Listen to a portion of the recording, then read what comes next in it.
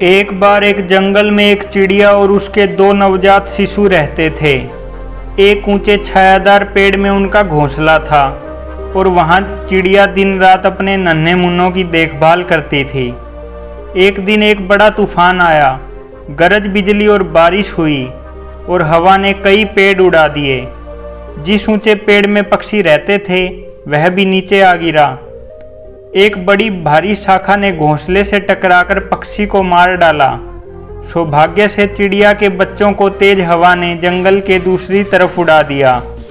उनमें से एक उस गुफा के पास आया जहां लुटेरों का एक गिरोह रहता था।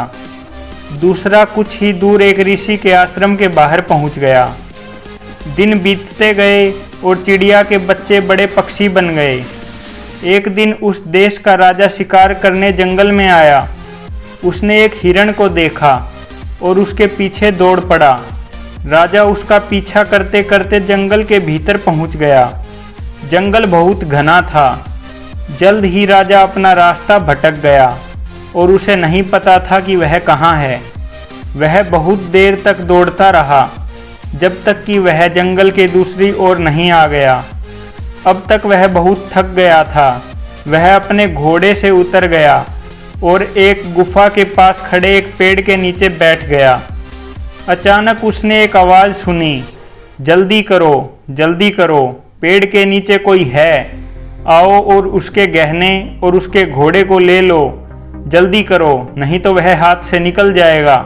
राजा चकित रह गया। उसने ऊपर देखा तो उसे दिखा कि जिस पेड़ के नीचे वह बैठा है उस पर एक बड़ा भूरा पक्षी है। राजा ने गुफा से हल्की आवाज़ें भी सुनी।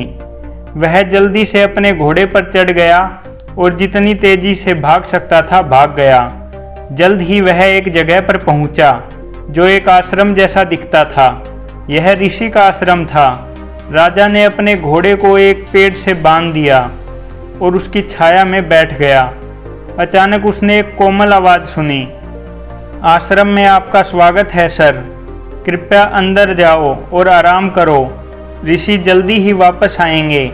बर्तन में कुछ ठंडा पानी है, कृपया अपने आप को सहज बनाएं।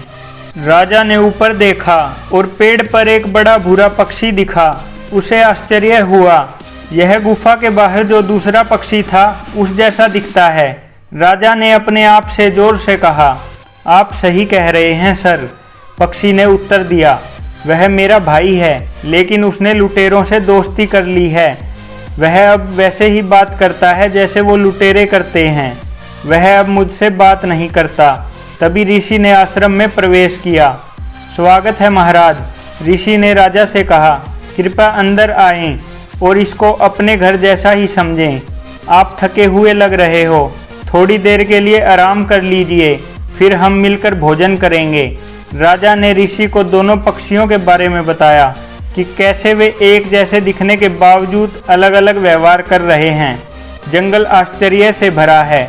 उन्होंने कहा, संत ने मुस्कुराते हुए कहा, आखिरकार किसी को भी उसकी कंपनी से जाना जाता है।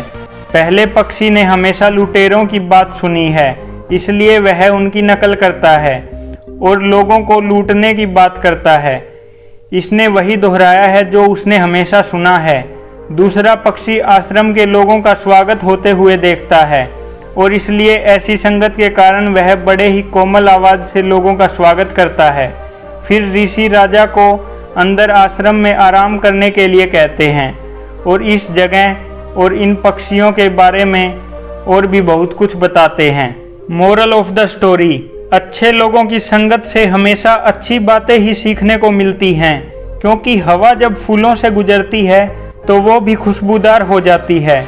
इस संगत का जरा ध्यान रखना। संगत आपकी खराब होगी और बदनाम माँ बाप और संस्कार होंगे।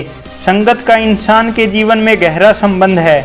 बुरी संगत उसे अंधेरे में ले जाकर नरक के द्वार खोल देती है और अच्छी संगत उसे रोशनी की ओर ले जाकर रहमत के सारे द्वार खोल देती है। हमेशा अच्छी संगत में रहें, क्योंकि आज की आपकी अच्छी सोच आने वाले आपके उस कल को और बेहतर बनाती है।